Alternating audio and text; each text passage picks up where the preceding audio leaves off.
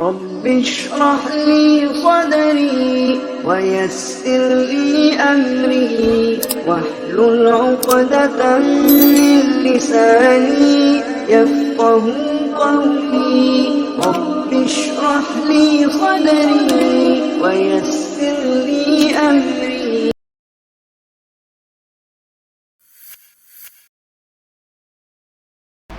حاضرین جمعہ، عمائدین نظام،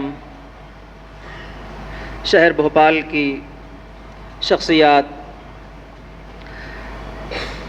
پردہ نشین ماؤں اور بہنوں، نوجوان دوستوں، عزیز بچوں، اللہ تبارک و تعالیٰ کا بے پایا احسان و کرم ہے.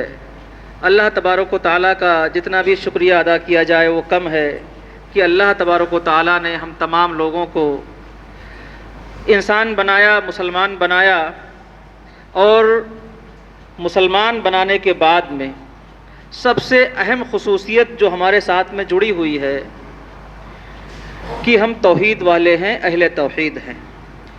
کلمہ توحید کا اقرار کرتے ہیں، صدق دل سے، سچے دل سے اقرار کرتے ہیں اور اس کو ماننے کی کوشش بھی کرتے ہیں اور زندگی کے پیرائے میں اس کو ڈھالتے بھی ہیں. اس کے بعد درود و سلام کا نذرانہ پیش ہو. اللہم صلی علی محمد وعلی آل محمد کما صلیت علی ابراہیم وعلی آل ابراہیم انک حمید مجید. اللہم بارک علی محمد وعلی آل محمد کما بارکت علی ابراہیم وعلی آل ابراہیم انک حمید مجید.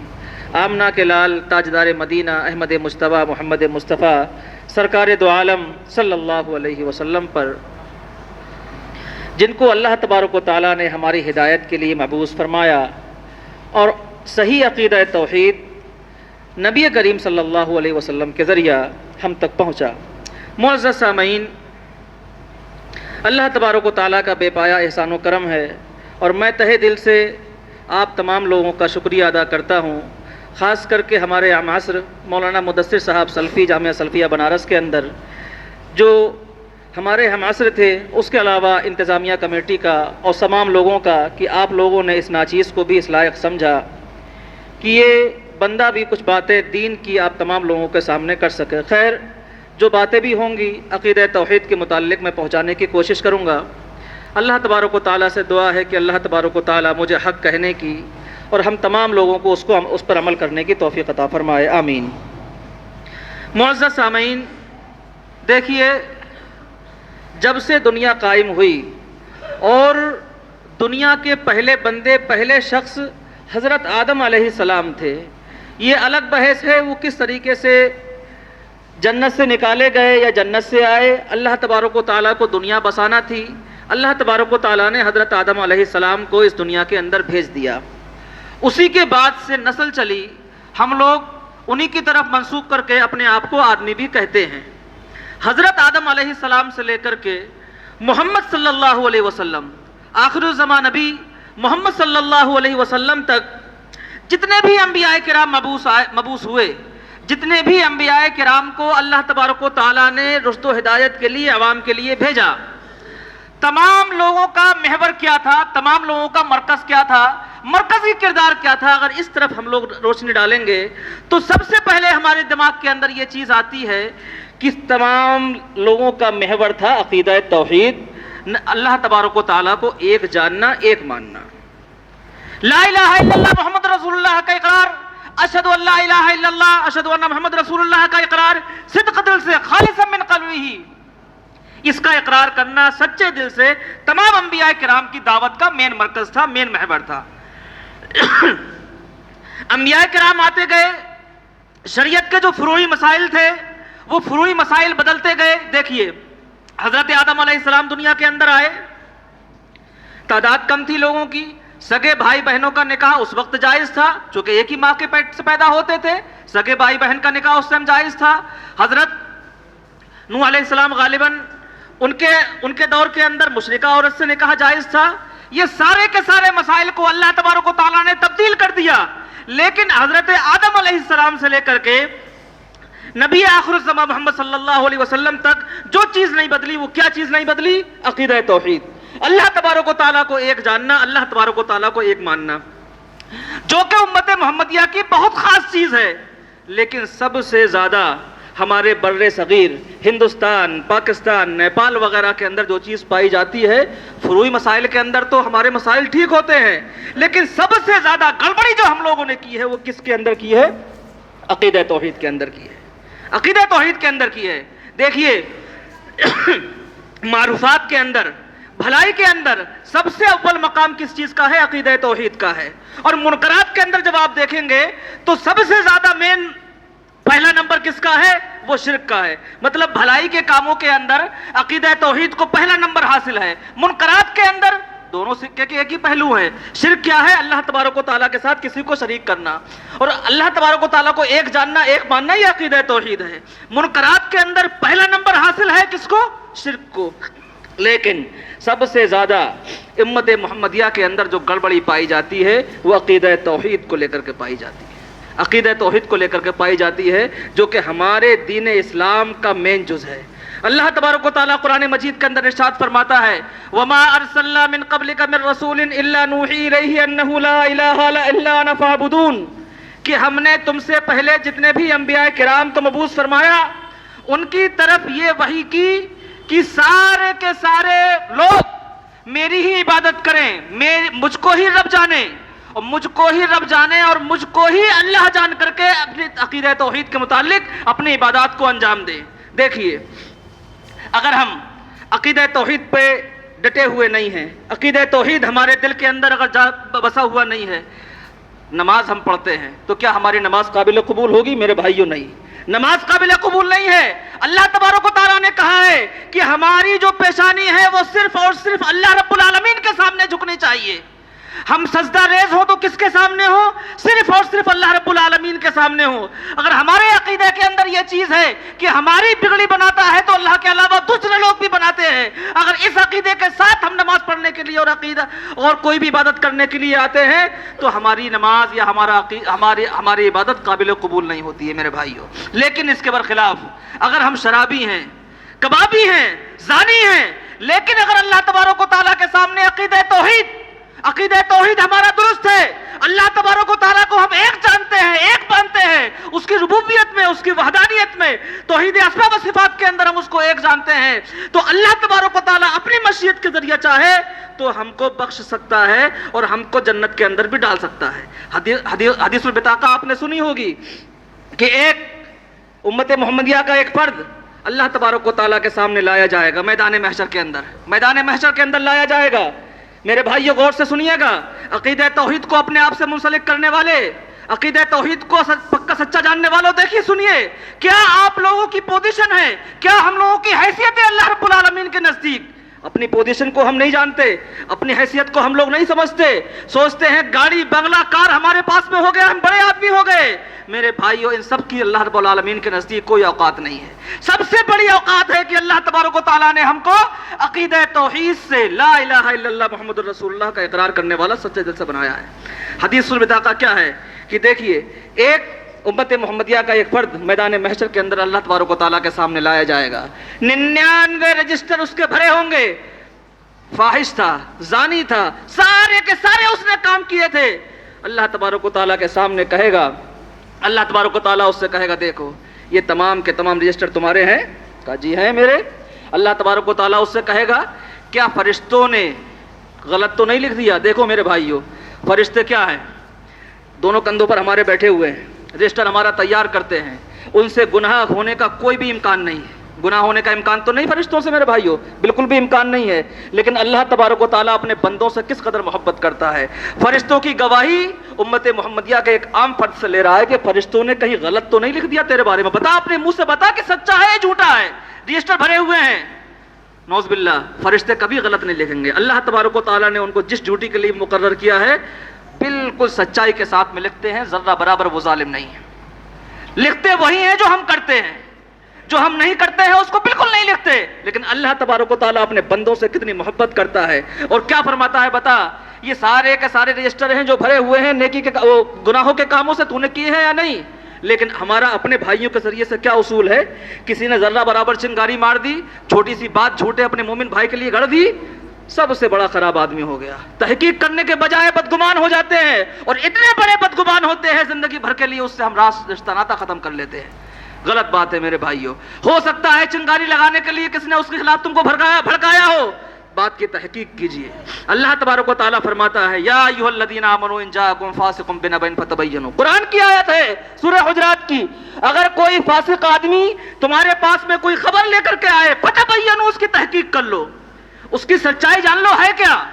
تو اللہ تبارک و تعالیٰ اس سے کہے گا، بندہ مومن سے جو امت محمدیہ کا فرد ہے، کہ بتا تو نے یہ سب کام کیے ہیں یا نہیں. وہ کہے گا جی اللہ تعالیٰ میں نے سارے کام کیے ہیں، جو بھی چیز اس کے اندر لکھی ہوئی ہے بالکل وہ سچائی ہے. اللہ تبارک و تعالیٰ کہے گا لاؤ اس کی نیکی لے کر کے آؤ.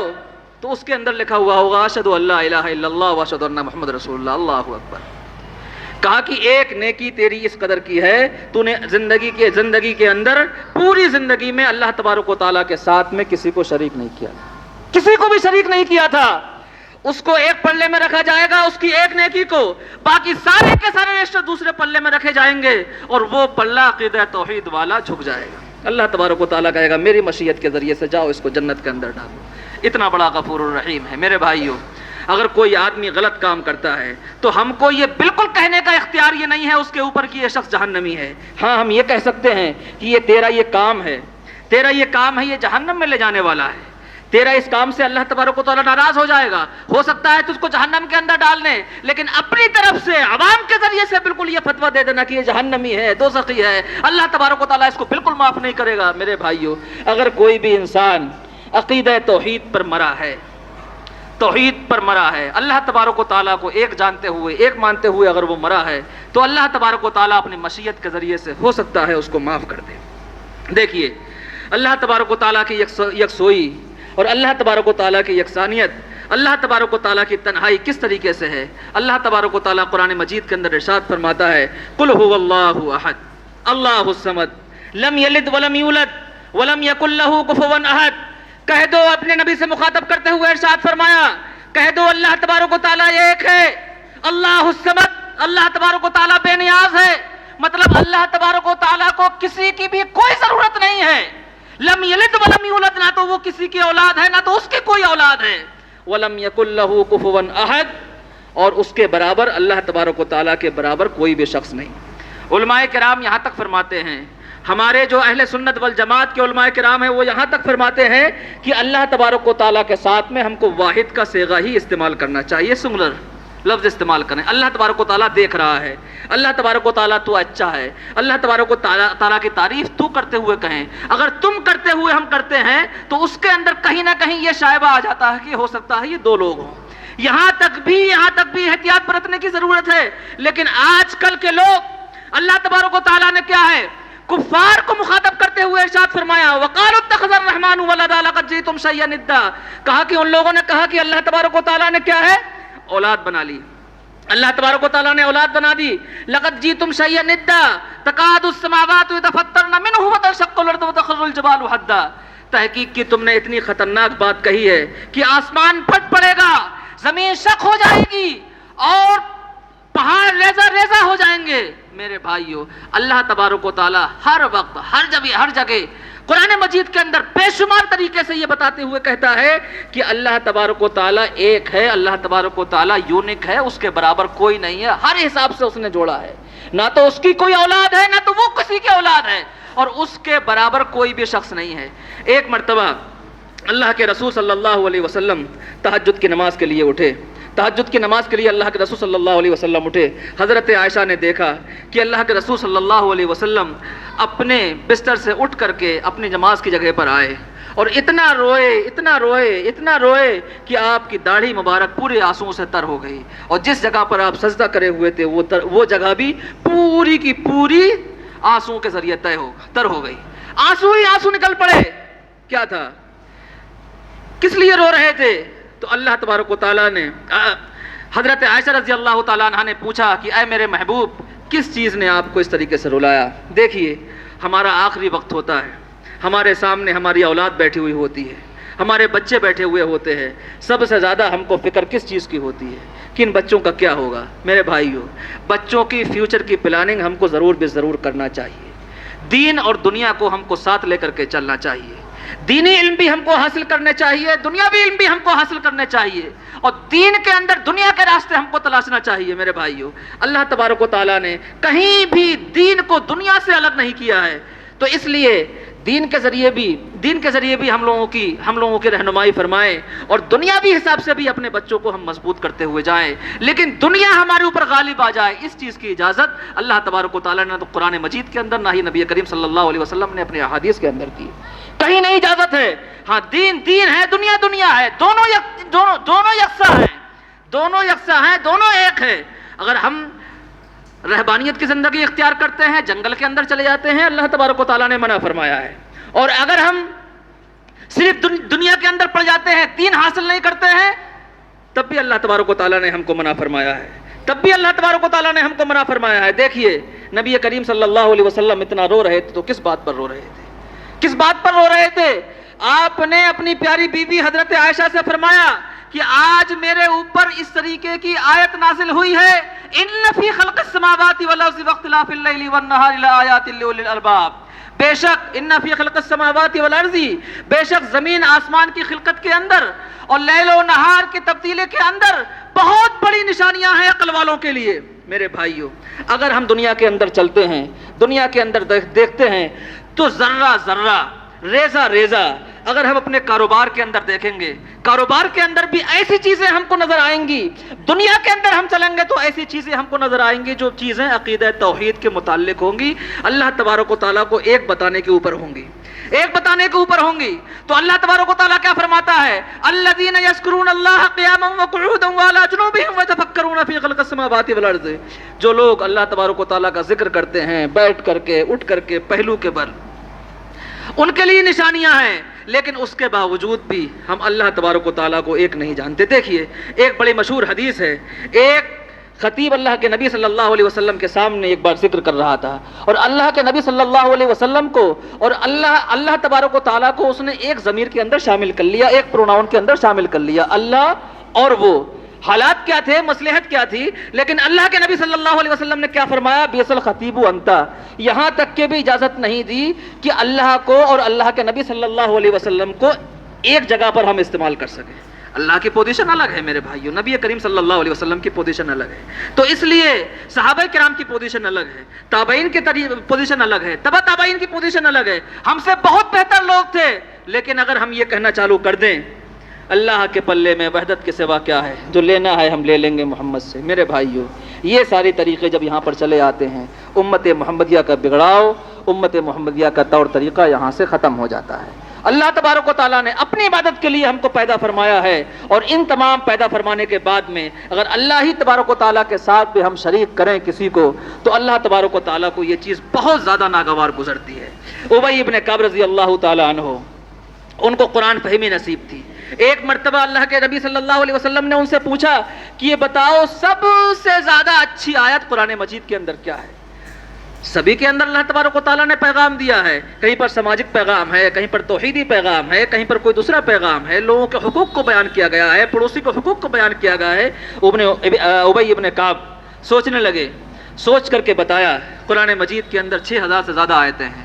طالب علموں سے پوچھیے گا، اسٹوڈنٹ سے پوچھیے گا، جب ایگزام کے اندر 4 آپشن ہوتے ہیں دماغ چکرا جاتا ہے کہ کون سی ٹک پر ہم ٹک کریں۔ یہاں پر 6000 سے اوپر آیتوں کے ذریعے سے اللہ کے نبی صلی اللہ علیہ وسلم نے ابی ابن کعب سے پوچھا بتائیے سب سے اچھی آیت کون سی ہے، سب سے اچھی آیت کون سی ہے؟ تو انہوں نے فرمایا سب سے اچھی آیت آیت الکرسی ہے، اللہ لا الہ الا هو الحی القیوم۔ دیکھیے اس آیت کو جب آپ دیکھیں گے، پوری کی پوری آیت عقیدہ توحید پر دلالت کرتی ہے، پوری کی پوری عقیدہ توحید پر دلالت کرتی ہے۔ اور علماء کرام سے جب آپ پوچھیں گے کہ جس وقت لوگوں کو اوپر جادو ٹونے کا اثر ہو جاتا ہے، کسی کے اوپر دکھاوے کا اثر ہو جاتا ہے، کسی کے اوپر نظر کا اثر ہو جاتا ہے، اگر پڑھ پھونکتا بھی ہے کوئی بھی عالم اہل سنت والجماعت سے جو تعلق رکھتا ہوگا، اس کے اندر بھی وہ عقیدہ توحید سے متعلق جو خالص آیتیں ہوتی ہیں انہیں کو پڑھ کر کے پھونکتا ہے۔ چاروں کل پڑھ کر کے پھونکے گا، آیت الکرسی پڑھ کر کے پھونکے گا، اس کے علاوہ سورہ حشر کی آخری رکوع کی آیات کو پڑھ کر کے پھونکے گا۔ شیطان بھی اسی سے بھاگتا ہے جو آیتیں عقیدہ توحید سے متعلق ہیں، عقیدہ توحید سے تعلق رکھتی ہے۔ تو ایسے وقت کے اندر بھی اگر آیت الکرسی کا ہم ورد کریں، چاروں کل کا ہم ورد کریں، ساتھ ساتھ میں نبی کریم صلی اللہ علیہ وسلم کو شامل کر لیں، سوتے اٹھتے بیٹھتے عقیدہ توحید سے متعلق جو آیتیں منسلک ہیں ان کا ہم ورد کریں تو شیطانی اثر ہمارے اوپر سے نہ کے برابر ہو جاتا ہے، اور اللہ تبارک و تعالیٰ ان آیات کے ذریعے سے اپنے بندوں کی حفاظت فرماتا ہے۔ تو ایسے وقت کے اندر سب سے زیادہ ہم کو عقیدہ توحید سے متعلق جو آیتیں ہیں ان کا ورد کرنا چاہیے۔ اور ان فی خلق السماوات والارض، اللہ کے نبی صلی اللہ علیہ وسلم جب تہجد کے لیے اٹھتے تھے تو سب سے پہلے اللہ کے رسول صلی اللہ علیہ وسلم جو دعا ہوتی ہے دعا پڑھتے تھے، اور اس کے ساتھ ساتھ میں یہ رکوع بھی اللہ کے رسول پڑھا کرتے تھے۔ ایک صحابی تھے، وہ صحابی جب بھی کوئی بھی سورت پڑھا کرتے تھے نماز کے اندر تو ساتھ ہی ساتھ قل هو اللہ احد یہ سورت ضرور پڑھ لیا کرتے تھے۔ اللہ کے نبی صلی اللہ علیہ وسلم کے ساتھ میں دوسرے صحابہ کرام آئے اور اللہ کے رسول سے ذکر کیا کہ اللہ کے رسول بتائیے کہ یہ صحابی جو بھی سورت پڑھتے ہیں ساتھ میں قل هو اللہ احد ضرور پڑھ لیتے ہیں۔ تو اللہ کے نبی صلی اللہ علیہ وسلم نے فرمایا، تھوڑی عجیب چیز تھی، کہا کہ اس سورت کو آپ کیوں پڑھتے ہو؟ تو اللہ کے نبی صلی اللہ علیہ وسلم سے انہوں نے فرمایا مجھے اس سورت سے محبت ہے۔ اللہ کے رسول نے فرمایا کہ اس سورت کی محبت نے تم کو جنتی بنا دیا۔ میرے بھائیو، تو کوئی بھی چھوٹی سے چھوٹی نیکی ہو اس نیکی کو ہم کو کبھی بھی چھوٹا نہیں سمجھنا چاہیے۔ اللہ کے نبی صلی اللہ علیہ وسلم کے پاس میں ایک عورت آئی، اس عورت نے اللہ کے رسول صلی اللہ علیہ وسلم کی بیوی حضرت عائشہ سے پوچھا کہ میری دونوں بچیاں بھوکی ہیں، میں خود بھوکی ہوں، مجھے کچھ کھانے کو دے دیجئے۔ حضرت عائشہ نے پورے گھر کا کھنگالا، پورے گھر کو سرچ کیا، پورے گھر کو دیکھا تو اللہ کے نبی صلی اللہ علیہ وسلم کے اس گھر کے اندر کتنی کھجوریں ملیں؟ صرف 3 کھجوریں ملیں، 3 کھجوریں ملیں جو کہ اسی کی قسمت سے گھر میں رکھی ہوئی تھیں۔ اور ایسے نبی کا گھرانہ ہے کہ جس کے لیے فرشتے اترتے تھے، یہ کہتے تھے کہ بتائیے سامنے والے پہاڑ کو ہم احد پہاڑ کو آپ کے لیے سونے کا بنا دیں، لیکن اللہ کے نبی صلی اللہ علیہ وسلم نے نہیں، خاکساری کی زندگی کو اختیار کیا۔ اللہ کے رسول کے پاس میں صدقے کے لیے جو بھی چیزیں آئیں اللہ کے رسول نے تمام چیزوں کو لوگوں کے درمیان بانٹ دیا، لوگوں کے درمیان تقسیم کر دیا۔ یہ بات بھی ہم کو اپنے دل و دماغ کے اندر رہنا چاہیے کہ اللہ تبارک و تعالیٰ نے اپنا مال جو بھی ہم کو دیا ہے اللہ کی راہ میں ہم خرچ کریں، اور اگر ہم خرچ نہیں کریں گے ہم یہ سوچیں گے کہ اس مال کو ہم بچا کر کے رکھیں گے، یہ ہماری محنت کا ہماری کمائی کا نتیجہ ہے۔ میرے بھائیو، یہ طریقہ سراسر غلط ہے اور یہ طریقہ سراسر عقیدہ توحید کے بھی خلاف ہے۔ تلاش بسیار کے بعد میں 3 کھجوریں اس عورت کو ملی، اس عورت نے 1 کھجور اپنی ایک بیٹی کو دے دی، دوسری کھجور اپنی دوسری بیٹی کو دے دی، دونوں اپنے اپنے حصے کی کھجوریں کھا چکی۔ اس عورت نے تیسری کھجور کو کھانا ہی چاہا تھا، دونوں بچیوں نے پھر وہ کھجور کی ڈیمانڈ کر دی، اپنے دانت کے ذریعے سے اس نے اس کھجور کے 2 ٹکڑے کیے، آدھی کھجور اس ایک بچی کو دی، آدھی کھجور اپنی دوسری بچی کو دی۔ اللہ کے نبی صلی اللہ علیہ وسلم گھر کے اندر تشریف لائے، حضرت عائشہ نے یہ طریقہ بیان کیا اور یہ بتایا تو اللہ کے رسول صلی اللہ علیہ وسلم کے آخری آنسو سے آنسو آ گئے۔ اللہ کے رسول صلی اللہ علیہ وسلم نے فرمایا کہ اس عمل سے اس کو جہنم سے نجات مل گئی، جنت مل گئی۔ میرے بھائیو، اس لیے اپنے پاس جو بھی ہو اللہ کے راہ میں بھی خرچ کریں۔ عقیدہ توحید کا ایک تقاضا یہ بھی ہے کہ اللہ تک پہنچنے کے لیے ہم کو بندوں سے بھی محبت کرنا ہوگی، ہم کو بندوں سے بھی محبت کرنا ہوگی۔ اور عقیدہ توحید کا ایک تقاضا یہ بھی ہے کہ ہم جس عقیدہ توحید پر جمے ہوئے ہیں اپنے بچوں کو بھی اس پر جمانے کی ہم کوشش کریں۔ میرے بھائیو، پراپرٹی جائیداد وغیرہ کا ہم وارث بنا کر کے تو جاتے ہیں، لیکن سب سے پہلے اپنے بچوں کے تعلق سے، دین اسلام کے تعلق سے، ان کے دماغ کے اندر ہم کو اللہ تبارک و تعالیٰ کی محبت، اللہ کے نبی صلی اللہ علیہ وسلم کی محبت کو ہم کو جاگزی کرنا چاہیے۔ حضرت ابراہیم علیہ السلام ہم سب کے دادا ہیں۔ دیکھیے، جب اللہ تبارک و تعالیٰ نے ان سے کہا انی جاعلک للناس اماما، ہم آپ کو دنیا کا امام بنانا چاہتے ہیں، جہان کا امام بنانا چاہتے ہیں، سب سے پہلے ان کو اپنی اولاد کی فکر ہوئی اور کیا فرمایا؟ قال ومن ذریتی، کہ یہ چیز میری ذریت کے اندر بھی باقی رہے گی، میری اولاد کے اندر بھی یہ چیز باقی رہے گی۔ اللہ تبارک و تعالیٰ نے ارشاد فرمایا قال لا ینال عہد الظالمین۔ میرے بھائیو، فری میں نہیں ملتی کوئی چیز، فری میں نہیں ملتی کوئی چیز۔ کہا کہ اس وقت تک یہ لوگ پاتے رہیں گے جب تک کہ یہ ظالم نہیں رہیں گے۔ تو دیکھیے کتنا اچھا نتیجہ ہوا۔ حضرت یوسف علیہ السلام، ان کے باپ حضرت یعقوب علیہ السلام، حضرت اسحاق علیہ السلام، ہم سب کے دادا حضرت ابراہیم علیہ السلام، 4 پشتوں تک نبوت کا سلسلہ جاری رہا۔ کتنے خوش نصیب تھے، کتنے خوش نصیب لوگوں تھے۔ میرے بھائیو، یہ جائیداد ہے، یہ جائیداد ہے ہمارے پاس میں، گاڑی ہے، گھوڑا ہے، لیکن اگر عقیدہ توحید ہمارے اندر نہیں ہے، دین اسلام ہمارے پاس میں نہیں ہے، میرے بھائیو بیکار ہے۔ کتنے سال زندگی جی لو گے، کتنے سال کی زندگی ہم لوگ جی لیں گے؟ 60 سے 65 سال، 70 سال. لیکن اگر جب بھی ہمارا خاتمہ ہو تو ہم سب کو یہ دعائیں کرنی چاہیے کہ اللہ تبارک و تعالی ہمارا خاتمہ عقیدہ توحید پر ہو اور ایمان پر ہمارا خاتمہ ہو. اللہ تبارک و تعالیٰ سے دعا ہے کہ اللہ تبارک و تعالیٰ ہم تمام لوگوں کو نیک عمل کرنے کی توفیق عطا فرمائے اور عقیدہ توحید پر جمے رہنے کی توفیق عطا فرمائے. آمین.